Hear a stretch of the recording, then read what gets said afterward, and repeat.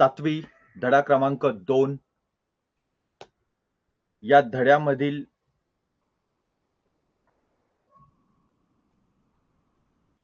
Lecture क्रमांक 3 शिवपूर्वकालीन भारत या lecture मधील हे तिसरं लेक्चर आहे.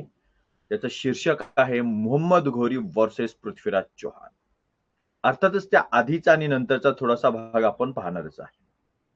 या पूर्वीच्या लेक्चर मध्ये आपण वायव्येकडून भारतावर आक्रमणे का झाली आणि त्यातील सगळ्यात पहिलं अरबस्थानातील आक्रमण म्हणजे ज्या आक्रमणाला आपण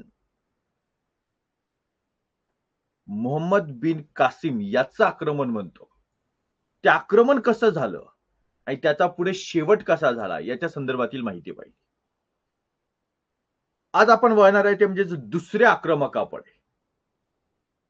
दुसरा आक्रमक जो आहे तो मोहम्मद बिन कासिमच्या नंतरचा कालावधीमधला, नंतर साधारणपणे 100 वर्षांमधला हा आहे गझनीचा सुलतान मेहमूद.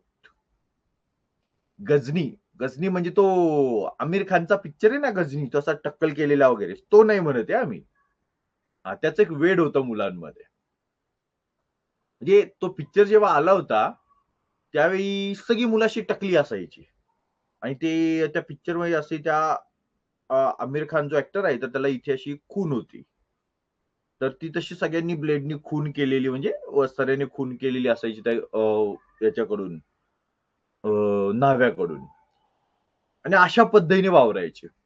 आता तो मूवी पाहिल्यानंतर, तो पिक्चर पाहिल्यावर नंतर मला कळालं की ते जे काही आहे ते त्याला मारहाण केल्याच्या नंतर ते झालंय. त्याची स्मरणशक्ती गेलेली, त्याची स्मरणशक्ती निघून गेलेली आहे त्या मूवी मध्ये. गंमत अशी आहे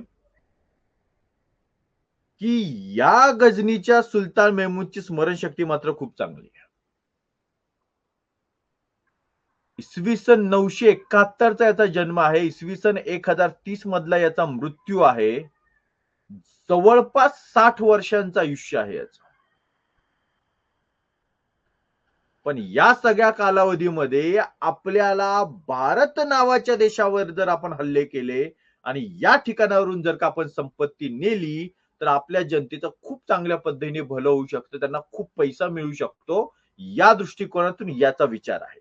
हा सुलतान मेहमूद आणि याचं जे राजधानी आहे याची ती आहे गझनी या ठिकाणी, जी अफगाणिस्तानमध्ये आहे. मेहमूद ऑफ गझनी. आता गंमत बघूयात आपण. याचं राज्य हे पहा, आपला भारत देश, हा सध्याचा पाकिस्तान आणि अफगाणिस्तान. साधारणपणे हे या ठिकाणी इथे तुम्हाला हे सगळं गझनीचे राज्य दिसून येतं. याचं राज्य पहा सुलतान मेहमूदचं केवढं मोठं आहे ते. आणि याच्याशिवाय या ज्या लाईन्स दिसत आहेत ना, या लाईन्स म्हणजे त्याने केलेल्या स्वाऱ्या आहेत. भारतात तो वारंवार स्वाऱ्या करायला यायचा. आता वारंवार का स्वाऱ्या करायला यायची ही लोक? कारण बिचारे इथं वाळवंटात राहायला आहेत रे. त्यांच्या प्रजेचं त्यांना हित साधायचंय. मग हित साधायचं म्हटल्यावर त्यांना कुठून तरी पैसा आणला पाहिजे आणि म्हणून त्यांना भारत म्हणजे अक्षरशः तिजोरी सारखा दिसत होता आणि म्हणून ते स्वाऱ्या करायला यायचे, म्हणून ते हल्ला करायला यायचे आणि त्यामुळे त्यांनी टार्गेट केली ती म्हणजेच मंदिरे. मथुरा, वृंदावन, कनौज, सोमनाथ या ठिकाणची मंदिर बघा ना.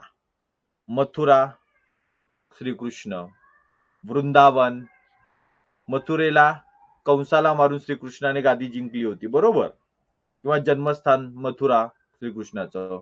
वृंदावन बालपण गेलेलं आहे. कनौज, सोमनाथ, हे शंकराचं ठिकाण. तेव्हा अशा प्रकारे जी संपन्नता आहे मंदिरांची ती या ठिकाणी मोठी आहे.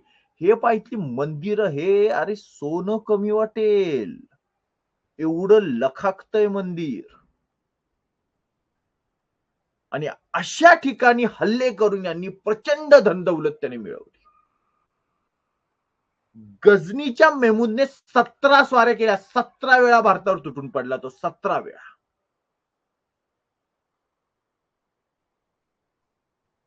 पण मग त्याने मंदिरं का टार्गेट केली? बघा, गंमत बघा. विषय कसा आहे, त्याला ज्या प्रमाणात पैसा पाहिजे, धनदौलत पाहिजे होती, ती धनदौलत 2 ठिकाणी होती. एक तर मंदिरांमध्ये भारतातील सगळे लोक जे आहेत ते जुन्या काळापासून खूप श्रद्धाळू. त्यामुळे मंदिरांमध्ये खूप मोठ्या प्रमाणात दानधर्म होत असे. आणि दुसरं ठिकाण म्हणजेच राजाचा खजिना. मग जर का राजाचा खजिना लुटायचा असेल तर बघा, जर राजाचा खजिना लुटायचा असेल तर त्या राज्यावर हल्ला करा, त्या राजासोबत लढाई करा, त्या राजाचं सैन्य संपवा, त्या राजाला मारा किंवा पकडा, त्याच्या राजधानीत शिरा, त्याच्या राजवाड्यात शिरा, मग त्याचा तो राजवाडा फोडून टाका, सगळं ते मिळवा, ते सगळं हस्तगत करा, मग त्याच्या तिजोरीपर्यंत पोहोचा. केवढे कुट्टाने. मंदिरच्या बाबतीत आहे का असं काही? मंदिरामध्ये जास्तीत जास्त कोण असतील? 50-100 पुजारी किंवा तिथे साफसफाई करणे काही माणसं. म्हणजे मंदिरावर जर हल्ला केला तर हातात शस्त्र घेऊन समोर उभं राहायला सुद्धा कुणी नाहीये. मग असं सॉफ्ट टार्गेट पकडतील का? राज्यावरती हल्ला करायचा, सैन्याला मारायचं, राज्याला संपवायचं, राजधानी शिरायचं, राजवाड्यात शिरायचं, मग तिजोरीकडे जायचं आणि मग सोनं मिळवायचं, या बाजूला या दृष्टीने लढाई करतील. बरोबर ना? त्याने त्याचा कॉमन सेन्स वापरायला सुरुवात केली. आणि त्याचा कॉमन सेन्स एवढाच आहे गजनीचा सुलतान मेहमूदचा, की आपल्याला आपल्या प्रजेसाठी म्हणजे त्याला त्याच्या प्रजेसाठी म्हणून त्याला इथून धनदौलत न्यायची आहे भारतामधून आणि त्यासाठी तो स्वाऱ्या करतो आणि स्वाऱ्या केल्याच्या नंतर सहजासहजी धनदौलत कुठे मिळत होती? गजनीचा सुलतान मेहमूद एखाद्या मंदिराच्या समोर जाऊन उभा राहिला आणि काही सैन्य त्याच्या समोर आहे, हजारोंचं ते सैन्य त्याच्या सोबत आहे. राजा मदतीला यायच्या आत त्या मंदिरातील सगळ्या लोकांना बाजूला करून मंदिरातील सगळ्या दानपेटी उचलायची आणि घेऊन जायची. संपला विषय. सिंपल गोष्ट आहे त्याच्यासाठी. म्हणून मंदिर टार्गेट करण्यात आली. आणि भारतामध्ये जी मंदिरं आहेत या मंदिरांमध्ये जी धार्मिक जी जनता आहे ती खूप मोठ्या प्रमाणात आहे. त्यामुळे खूप मोठ्या प्रमाणामध्ये दानधर्म भारतामध्ये होत होता. तेव्हा हे त्याचं महत्वाचं कारण. भारतामध्ये आपल्या दृष्टीने हा गजनीचा सुलतान मेहमूद आहे तो आक्रमक आहे. तो हल्लेखोर आहे. अफगाणिस्तानच्या लोकांसाठी मात्र हा महामानव आहे. ज्या वाळवंटात प्यायला पाणी मिळत नव्हतं त्या वाळवंटामध्ये हा सोनं घेऊन येत होता. विचार करा त्या लोकांनी तर डोक्यावरच घेतलं असेल ना आपल्या राजाला. तेव्हा तो त्यांचा दृष्टिकोन आहे. तो आपल्यासाठी तो आक्रमक आहे आणि त्यांच्यासाठी तो एक महान शासक आहे. ठीक आहे. तर अशा रीतीचा हा दुसरा आक्रमक होता. त्यानंतर आपण वळूयात एका महत्वाच्या व्यक्तीकडे. त्याने खूप मोठं नुकसान केलं आपल्या देशाचं. आपल्या देशाचं नाही, अखिल जागतिक इतिहासाचं. याचं नाव होतं बख्तियार खिलजी. या बख्तियार खिलजीने काय केलं तर याने नालंदा विद्यापीठ जे आहे ना, नालंदा हे हजारो वर्षांपूर्वीचं अतिशय महत्वाचं नालंदा विद्यापीठ, तक्षशिला विद्यापीठ ही जी सगळी मोठमोठी विद्यापीठ आहेत, नालंदा विद्यापीठ बिहार मधलं अतिशय महत्वाचे विद्यापीठ होती.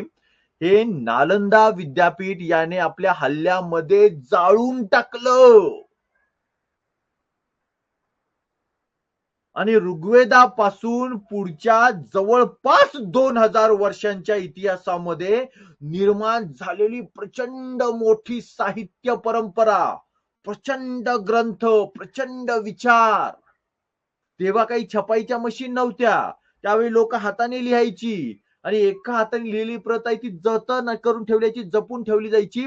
अशा पद्धतीचे हजारो ग्रंथ या ठिकाणी होते. बख्तियार खिल्जीने आपल्या हल्ल्यामध्ये नालंदा विद्यापीठ जाळून टाकलं. प्रचंड मोठं नुकसान आहे आपल्या देशाचं, साहित्याचं आणि जगाचं. कारण भारत हा सर्वात प्राचीन असणाऱ्या देशांपैकी एक आहे ना. त्यामुळे आपलं साहित्य म्हणजे जुन्या काळच्या विचारांशी संबंधित आहे. त्यातील अनेक मोठमोठे ग्रंथ आहेत त्या ठिकाणी जळले गेले, खाक झाले. बख्तियार खिल्जी पुढे त्याने बांगलादेशमध्ये स्वतःचं अस्तित्व निर्माण केलं. म्हणजे मोहम्मद घोरी नावाचा जो शासक आहे, ज्याच्यावरती आपल्याला पुढचं लेक्चर घ्यायचं आहे, त्याच्या अंतर्गत हा बंगाल प्रांतामध्ये सध्याचा जो आपला बांगलादेश आहे, तुम्हाला मी नकाशात पुढे दाखवेलच. बांगलादेश आणि पश्चिम बंगाल आणि त्या भोवतीचा परिसर जो आहे सध्याच्या काळातला, तो भाग जिंकून घेण्यात याचा खूप मोठा वाटा होता. त्याने खलजी घराण्याची स्थापना केली त्या ठिकाणी, तो संस्थापक होता. पुढे त्याने तिबेटमध्ये हल्ला केलेला होता. म्हणजे याला आपल्या हिमालयाला पार करून तिबेटमध्ये गेला तो. आणि तिबेटमध्ये ज्यावेळी हल्ला झाला, तिथे लढाया झाल्या, तेव्हा तिथल्या एका लढाईमध्ये तो जखमी अवस्थेमध्ये होता. तेव्हा त्याच्याच एका नातेवाईकाने त्याला ठार मारला. आणि नंतर जे दुसरे जे कोणी लोक परत बादशाह झाले, म्हणजे बख्तियार खिल्जीच्या गादीवर बसले, त्यांनी त्या मारेकऱ्याला पकडलं आणि त्याला ठार केलं. म्हणजे तो पुढचा तो त्याच्या ट्रॅजेडीचा विषय झाला. पण त्याने जी मानवी जीवनाची ट्रॅजेडी केली आहे ना, हे नालंदा विद्यापीठ जाळून, त्यामुळे जे नुकसान झालेलं आहे ते नुकसान मात्र भरून येणार नाही. खूप महान असे ग्रंथ या ठिकाणी जळाले असावेत. आता वळूयात आपण मोहम्मद घोरीकडे. बघा, पहिल्यांदा आपण पाहिला मोहम्मद बिन तुगलक, मोहम्मद बिन कासिम. त्यानंतर आजचा जो पहिला गजनीचा सुलतान मेहमूद आणि हा तिसरा महत्वाचा आक्रमक आहे मोहम्मद घोरी. बख्तियार खिल्जी हा एक सरदार म्हणून आलेला आहे, तो काही मूळ बादशाह म्हणून आलेला नव्हता. म्हणजे बादशाह म्हणून कोणीच नाही, ते सगळे सुलतान म्हणून आलेले आहेत. आणि सुलतानचा अर्थ मी तुम्हाला यापूर्वी पण सांगितलेला होता. हा जो मोहम्मद घोरी आहे याचं आयुष्य पहा, 1150 ते 1206. याचं आयुष्य जे आहे ते साधारणपणे 56 वर्षांचं आपल्याला दिसून येत आहे. आणि याचा जो भारतामध्ये सर्वात मोठा जबरदस्त तडाख्याचा सामना जो ज्याचा झालेला आहे ना, तो झालाय पृथ्वीराज चौहान सोबत. आणि पृथ्वीराज चौहान यांचं आयुष्य जे आहे ते 1178 ते 1192. म्हणजे आयुष्य बघा.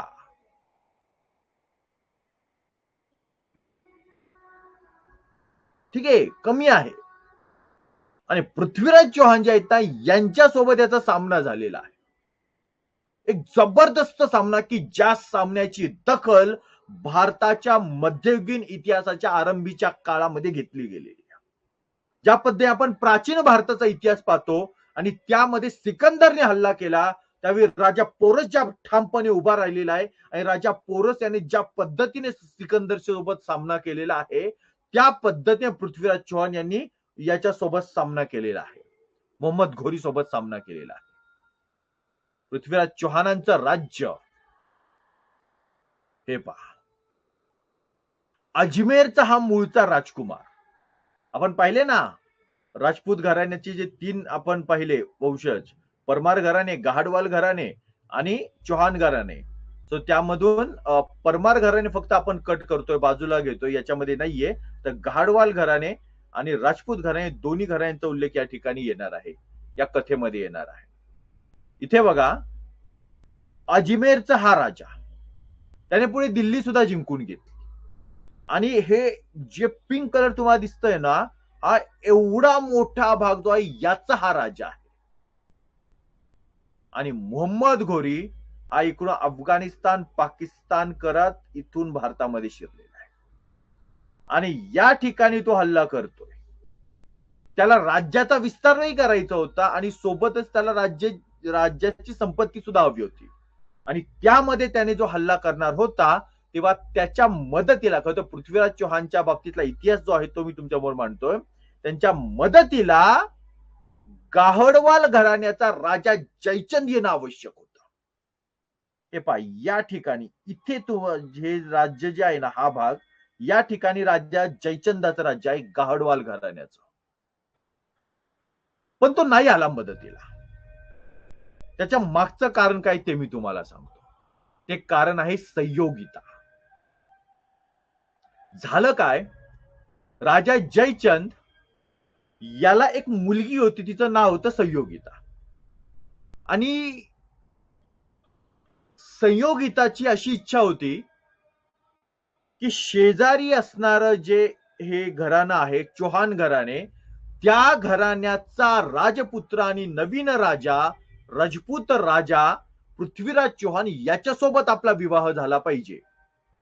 पण वडील जयचंद यांनी मात्र त्याला विरोध केला आणि त्यांनी तिचा विवाह दुसरीकडे लावला. विवाह ठरलेला आहे. संयोगिता हिने आपलं एक पत्र पाठवलं आणि पृथ्वीराज चौहान यांना सांगितलं की हा माझ्यावर अन्याय होतो आहे, माझ्या म्हणण्याच्या विरोधामध्ये अशा पद्धतीचा विवाह लावला जातोय. आणि त्यामुळे पृथ्वीराज चौहान हे सरळ आतमध्ये शिरले, गाहडवाल घराण्याच्या त्या राज्यामध्ये शिरले, राजधानीमध्ये शिरले, गाहडवाल घराण्याच्या राजधानीच्या लग्न मंडपामध्ये आले आणि लग्न मंडपामधून संयोगिताला घेऊन पृथ्वीराज चौहान घोड्यावर बसून पसार झाले, निघून गेले. अशी एक ही कथा सांगितली जाते. आता ही जी कथा आहे याच्यामुळे विचार करा, राजा जयचंदाची किती मानहानी झाली असेल. म्हणजे त्या राजाच्या स्वतःच्या मुलीच्या लग्न मंडपामधून जर मुलगी एखादा दुसरा राजा घेऊन जात असेल, त्याची स्वतःची मुलगी जर घेऊन जात असेल, तर तो राजा काय म्हणणार आहे की मी माझ्या प्रजेचं रक्षण करेल, मी तुमच्या सर्व घरादाराचं रक्षण करेल, मी तुमच्या घरातल्या सर्वांचं रक्षण करेल, असं तो म्हणू शकतो का? त्यामुळे त्याचा खूप अपमान झाला. आणि त्यामुळे जयचंदाने असं ठरवलं की पृथ्वीराज चौहानला मदत करायची नाही. ही झाली पृथ्वीराज चौहानची बाजू आणि ही झाली पृथ्वीराज चौहानची, म्हणजे पृथ्वीराज चौहान आणि त्याचे सासरे जयचंद यांची बाजू. जयचंदांनी मदत का नाही केली ती तुम्हाला मी गोष्ट सांगितली. झालं काय, ज्यावेळी मोहम्मद घोरीने हल्ला केला त्यावेळी या हल्ल्यामध्ये 2 लढाया महत्वाच्या आहेत. तराईनला 2 लढाया झाल्या. तराईचं युद्ध, तराई नावाचं ठिकाण आहे उत्तरेमध्ये, तर त्या ठिकाणी या 2 लढाया झाल्या, ही 2 युद्ध झाली. आता हे जे युद्ध आहे यातल्या पहिल्या युद्धामध्ये पृथ्वीराज चौहान यांनी मोहम्मद घोरीचा पराभव केला. म्हणजे 1192 साली जेव्हा युद्ध झालं, 1191 साली जेव्हा युद्ध सुरू झालं तेव्हा त्या युद्धामध्ये पृथ्वीराज चौहान यांनी मोहम्मद घोरीचा पराभव केला. मोहम्मद घोरी शरण आला, हात जोडून उभा केला. म्हातारा झालेला आहे तो, 50शी उलटलेला आहे, या तरुण युवकाच्या समोर हात जोडून उभा आहे. तो म्हणतोय की मी यापुढे पुन्हा कधीही तुमच्यावर हल्ला करणार नाही. त्याला सांगितलं तू जो धर्म मानतोयस त्या धर्माच्या धर्मग्रंथावर हात ठेव आणि शपथ घे. आणि नंतर त्याला पुढे सोडून देण्यात आला. हा माघारी गेला, पण माघारी गेल्यानंतर तो थांबला नाही. त्याने मोठं सैन्य गोळा केलं आणि त्यानंतर तराईचं दुसरं युद्ध पुढच्याच वर्षी घडलं आणि या युद्धामध्ये मोहम्मद घोरीने पुन्हा एकदा हल्ला केला. या दुसऱ्या हल्ल्याच्या वेळी पृथ्वीराज चौहान यांनी काय केलं तर यांचा जो सगळ्यात प्रमुख सेनापती होता तो आधीच एका दुसऱ्या लढाईसाठी गेलेला होता. त्यामुळे त्यांचं सैन्य मुळात निम्म झालेलं होतं. आणि या अर्ध्या झालेल्या सैन्याला मदत मिळावी म्हणून त्यांनी गहाडवाल घराण्याच्या जयचंदाकडे मदत मागितली. जयचंदांनी ही मदत नाकारली आणि त्यामुळे पृथ्वीराज चौहान जे आहेत त्यांना एकट्याला जो मुख्य सेनापती होतो त्याच्याशिवाय अर्ध्या सैन्यानिशी तुटून पडावं लागलं. म्हणजे आधीच सैन्य कमी होतं, त्यामध्ये अर्ध सैन्य झालेलं, त्या सोबत कुठली मदत नाही, यानुसार ते तुटून पडले. आणि मोहम्मद घोरी मात्र माघारी गेल्यानंतर आणखी मोठी फौज घेऊन आलेला होता आणि या मोठ्या फौजेच्या समोर पृथ्वीराज चौहानांचा निभाव लागला नाही, ते पकडले गेले. पृथ्वीराज चौहान कैद झाले आणि कैद झाल्याच्या नंतर पृथ्वीराज चौहानांची जी पुढची कथा आहे ती कथा अशी आहे की त्यांना गझनीमध्ये नेण्यात आला. त्यांना मोहम्मद घोरीने घुर साम्राज्याच्या राजधानीकडे नेलं, अफगाणिस्तानमध्ये. आणि असं म्हणाला, या पुढची जी कथा आहे ना ती खरं काल्पनिक कथा आहे बरं का.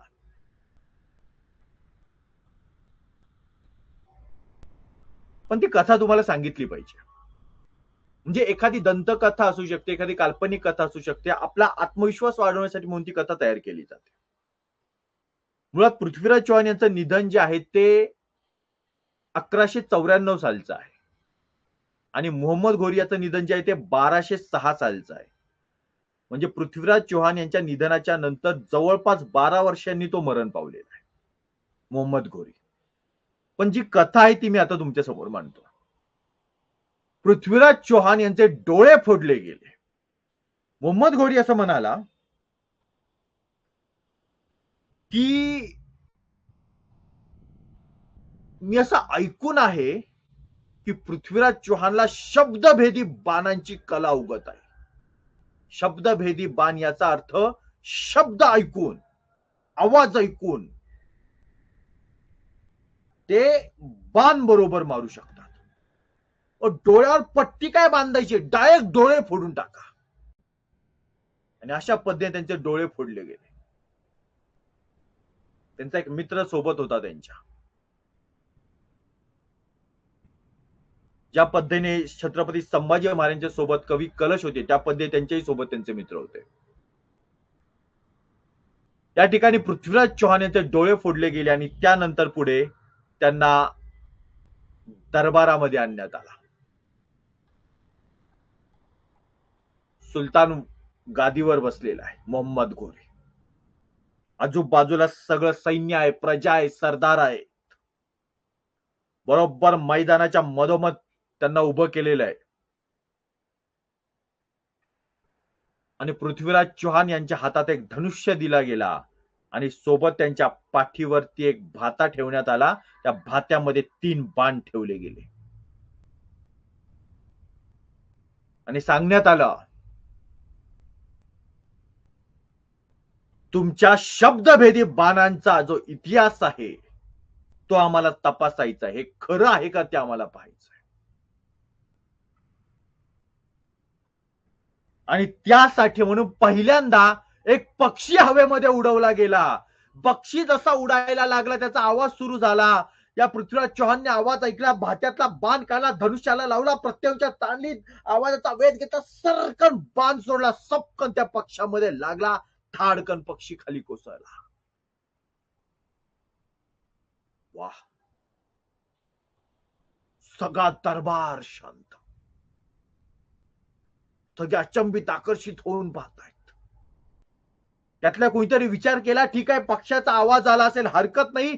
त्याने एक लाकडाचा तुकडा घेतला, तो तुकडा त्याने हवेमध्ये टाकला. त्या हवेला कापत जाणारा जो आवाज होता तो त्या शांततेमुळे तो आवाज त्यांना जाणवलेला आहे पृथ्वीराजला. पृथ्वीराजांनी आपला धनुष्य घेतलेला, तो दुसरा बाण काढला, त्या भात्याला त्या बाणा धनुष्याला लावला, प्रत्येकाच्या त्यांनी सरकन बाण सोडला, सपकन त्या लाकडाच्या फांदीमध्ये शिरला आणि ती लाकडाचा जो तुकडा होता तो बाजूला पडला. हा जो दुसरा प्रसंग घडला तो पाहिला, सगळा दरबार शांत आहे, पण स्वतःची जी मनातून जी इच्छा निर्माण झाली आहे या शूरवीराचं अभिनंदन करण्याची, कौतुक करण्याची, त्याची मोहम्मद घोरी मात्र शांत बसू शकला नाही. मोहम्मद घोरी अचानक म्हटला, वाह पृथ्वीराज वाह, अनेक वीर पाहिले पण तुमच्यासारखा शब्दभेदी वीर आजपर्यंत पाहिला नाही. मोहम्मद घोरी विसरला होता की तिसरा बाण अजूनही त्या भात्यात होता. पृथ्वीराज चौहान यांनी तो तिसरा बाण काढला, प्रत्यवचेला लावला, त्या आवाजाचा वेध घेतला, प्रत्यवच्या ताणली आणि सरकन बाण सोडला, सरळ कंठामध्ये शिरला.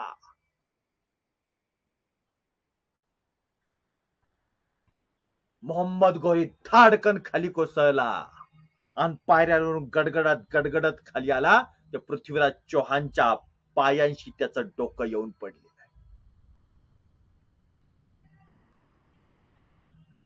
ही पृथ्वीराज चौहानांच्या शूरत्वाची आणि वीरत्वाची कथा सांगितली जाते. पण बाळांनो, जसं मी तुम्हाला आधीच सांगितलं, ही कथा आहे, हा वास्तव इतिहासाचा भाग नाही. याचं कारण असं की 1194 मध्ये पृथ्वीराज चौहानांचं निधन झालेलं होतं.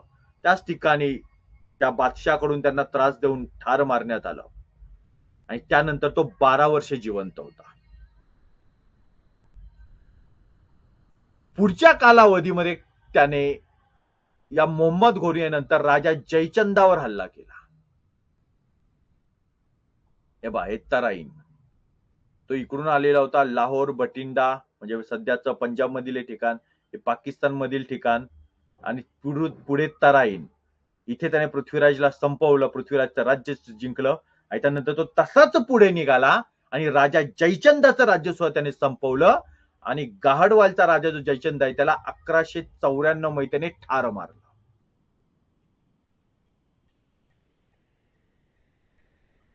त्यामुळे आपल्या नातेसंबंधामध्ये असणारा जो काही गोंधळ आहे, त्या गोंधळामुळे एकमेकांना मदत न केल्यामुळे राजा जयचंद आणि पृथ्वीराज चौहान या दोघांची ही महान राजपूत घराणी जी होती, ती दोन घराणी या ठिकाणी नष्ट झाली. संपूर्ण नष्ट नाही झालेली. त्यांच्या काही नातेवाईकांची पुढे छोटी छोटी राज्य आहेत ती पुढे अस्तित्वात राहिली, चालू राहिली.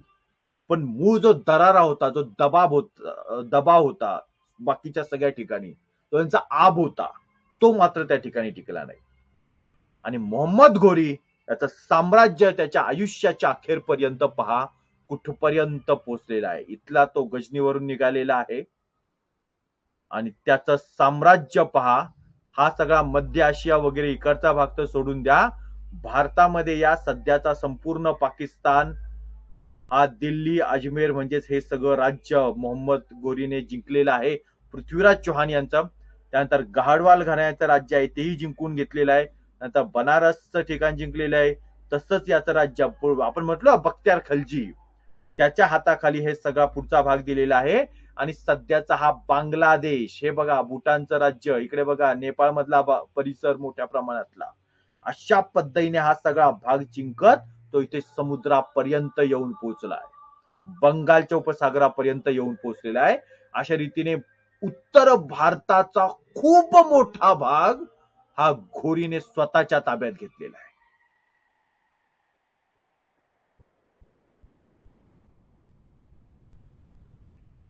आणि त्यानंतर मोहम्मद घोरी याचं 1206 मध्ये निधन झालं, त्याचा मृत्यू झाला. आणि त्याचे जे गुलाम होते, त्याचे 5 महत्वाचे गुलाम होते, त्यातला एक गुलाम होता कुतुबुद्दीन ऐबक. आणि या कुतुबुद्दीन ऐबक याला आपल्या मरणाच्या पूर्वी आपल्या गुलामावर अतिशय नितांत प्रेम करणाऱ्या मोहम्मद घोरीने दिल्ली आणि त्याच्या आजूबाजूचा परिसर हा त्याच्या नावे भेट म्हणून दिला. आणि कुतुबुद्दीन ऐबक हा दिल्लीचा सुलतान झाला. आणि इथून भारतामध्ये सुरुवात होत आहे ती सुलतानशाहीची, जे आपलं पुढचं लेक्चर असणार आहे. आणि तो हा या मोहम्मद घोरीचा गुलाम होता, म्हणून कुतुबुद्दीन ऐबक पासून सुरुवात झालेल्या या वंशाला गुलाम वंश म्हणून ओळखलं जातं. तर सुलतानशाहीवरचा आपला पुढचा लेक्चर असणार आहे या ठिकाणी 1206 पर्यंतचा इतिहास, म्हणजेच वायव्येकडून भारतावर आलेली आक्रमणे, म्हणजेच इसवी सन 800 ते इसवी सन 1206 इथपर्यंतचा इतिहास आपण या 3 लेक्चर मध्ये पूर्ण केलेला आहे. पुढचा लेक्चर असणार आहे सुलतानशाही. नक्की भेटूयात. Bye bye.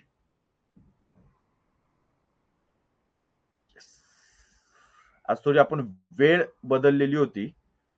ठीक आहे, कोणीतरी आहे. अच्छा, रुद्र आहे. ओके, हाय. हॅलो बेटा. चलो, काही बोलायचं असेल, विचारायचं असेल तर सांग बाळा. मी अर्धा मिनिट थांबतो. थोडी वेळ आज लवकर घेतली. आज गणेश विसर्जन आहे ना, त्यामुळे थोड्या वेळात सगळीकडे आवाज आवाज आवाज सगळं सुरू होणार आहे. मी जिथे बसलेलो आहे तिथे आजूबाजूला मिरवणूक निघते, त्यामुळे मोठ्या प्रमाणात आवाज असेल, म्हणून लवकर घेतला लेक्चर.